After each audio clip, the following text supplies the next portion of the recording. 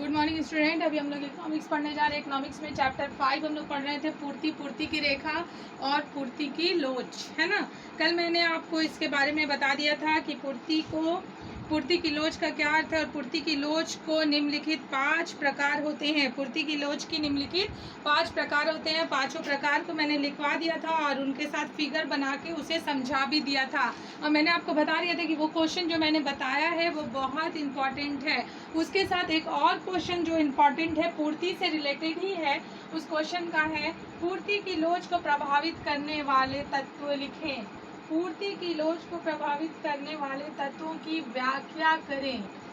पूर्ति की लोच को प्रभावित करने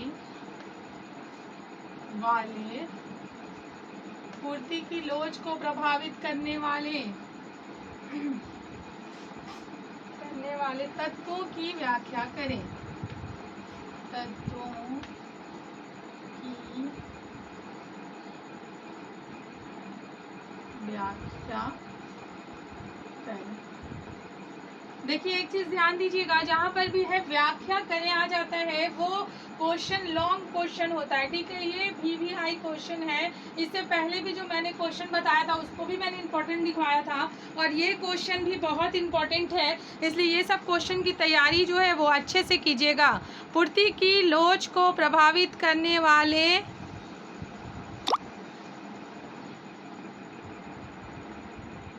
पूर्ति की लोच को प्रभावित करने वाले तत्वों की व्याख्या कीजिए।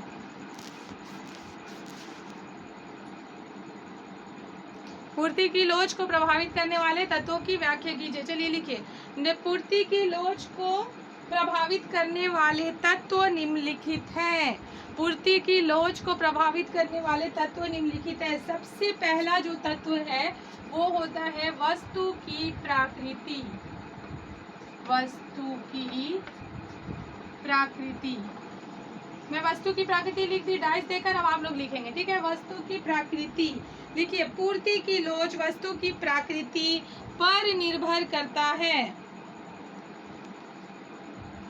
पूर्ति की लोच वस्तु की प्रकृति पर निर्भर करता है। जैसे मछली, दूध, फल, सब्जी आदि शीघ्र नष्ट होने वाली वस्तुओं की पूर्ति जरूरत के अनुसार घटाई और बढ़ाई जा सकती है, जबकि टिकाऊ वस्तुओं की पूर्ति लोचदार होती है क्योंकि आवश्यकता अनुसार उसकी पूर्ति घटाई बढ़ाई जा सकती है, ठीक है। वस्तु की प्रकृति में लिखिएगा, पूर्ति की लोच वस्तु की प्रकृति पर निर्भर करती है। जैसे मछली, दूध, फल, सब्जी आदि शीघ्र नष्ट होने वाली वस्तुओं की पूर्ति जरूरत के अनुसार ही घटाई या बढ़ाई जा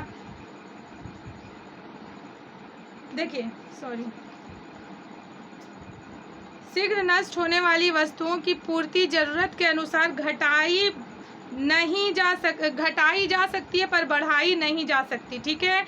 टिकाऊ वस्तुओं की पूर्ति लोचदार होती है क्योंकि आवश्यकता अनुसार उसे घटाया और बढ़ाया जा सकता है। इसमें थोड़ा समझिएगा, वस्तु की प्रकृति वस्तु पर निर्भर करती है कि किस वस्तु के बारे में बात की जा रही है। जैसे कि मान लीजिए मछली है, फल है, अंडा है, दूध है, ये सब जो वस्तुएं होती है, चूँकि ये वस्तुएं कम समय के लिए रहती हैं और तुरंत खराब हो जाती हैं, इसलिए इन वस्तुओं की पूर्ति को कम कर दिया जाता है और कभी कभी थोड़ा बहुत बढ़ाया जाता है, ठीक है। क्योंकि इन वस्तुओं को अगर बढ़ा के रखा जाए तो कोई भी फायदा नहीं है क्योंकि ये खराब हो जाती है। परंतु जो अच्छी वस्तुएं होती है, जो लंबे समय तक रहने वाली वस्तुएं होती हैं, वो लोचदार होती है, उसमें कोई प्रॉब्लम नहीं होता। उसको जिस तरह से मांग होती है उस तरह से उसकी पूर्ति को घटाई या बढ़ाई जा सकती है। समझ में आ गया। दूसरा लिखिए, उत्पादन का तरीका। ये 1 नंबर था। दूसरा नंबर लिखिए, उत्पादन का तरीका क्या है, ठीक है। पूर्ति की लोच को उत्पादन का तरीका भी बहुत अधिक प्रभावित करता है। यदि उत्पादन का तरीका सरल और शीघ्र हो एवं रास्ता सस्ता हो तो मूल्य में वृद्धि होने पर पूर्ति में आवश्यक वृद्धि आसानी से की जा सकती है। ऐसी अवस्था में पूर्ति लोचदार होती है। ठीक है, यहाँ पे दिखा रहा है कि यदि उत्पादन का जो तरीका होता है वो भी पूर्ति की लोच को बहुत सही तरीके से प्रभावित करती है। क्योंकि अगर कोई ऐसी वस्तु है जिसका उत्पादन हम लोग आसानी से कर सकते हैं, सस्ते में कर सकते हैं, तो उसका उत्पादन जैसे ही मांग बढ़ता है हम लोग पूर्ति को बढ़ा देते हैं। पर किसी किसी वस्तुओं के साथ ऐसा नहीं होता। कोई वस्तुओं उत्पादन करने में या तो बहुत अधिक समय लगती है या तो फिर बहुत अधिक खर्च लेती है। ठीक है, तो उन वस्तुओं का उत्पादन करने में हमें समय लगता है, परंतु जो वस्तुएं आसानी से बन जाती है, आसानी से उसका उत्पादन हो जाता है, कम खर्च में उसका उत्पादन हो जाता है, वो वस्तुएं लोचपूर्ण होती है। ठीक है, समझ में आ गया आप लोगों को। तीसरा नंबर लिखिए, उत्पादन व्यय। उत्पादन व्यय भी पूर्ति की लोच को प्रभावित करता है। उत्पादन व्यय,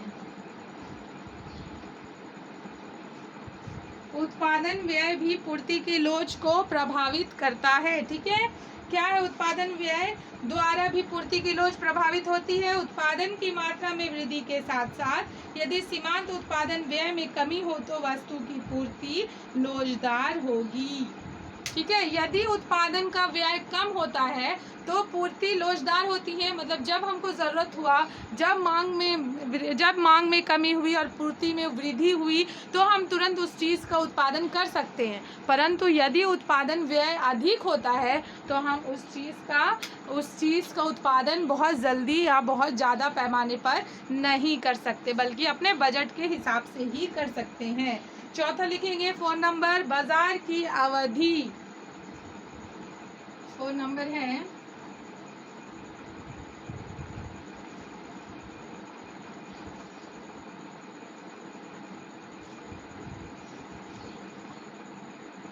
बाजार की अवधि। बाजार की अवधि भी पूर्ति की लोच को प्रभावित करती है। दैनिक बाजार में वस्तु की पूर्ति स्थिर रहती है जिससे पूर्ति बेलोचदार होती है। अल्पकालीन बाजार में मूल्य के अनुसार पूर्ति में थोड़ा बहुत परिवर्तन किया जा सकता है जिससे वस्तु की पूर्ति कुछ लोचदार होती है। फिर से लिख लीजिए, बाजार की अवधि भी पूर्ति की लोच को प्रभावित करती है। दैनिक बाजार में वस्तु की पूर्ति स्थिर रहती है जिससे पूर्ति बेलोचदार होती है।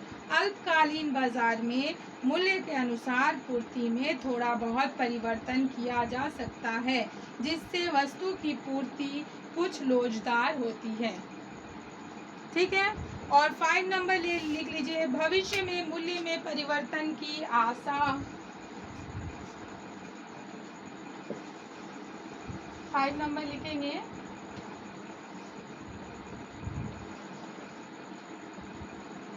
भविष्य में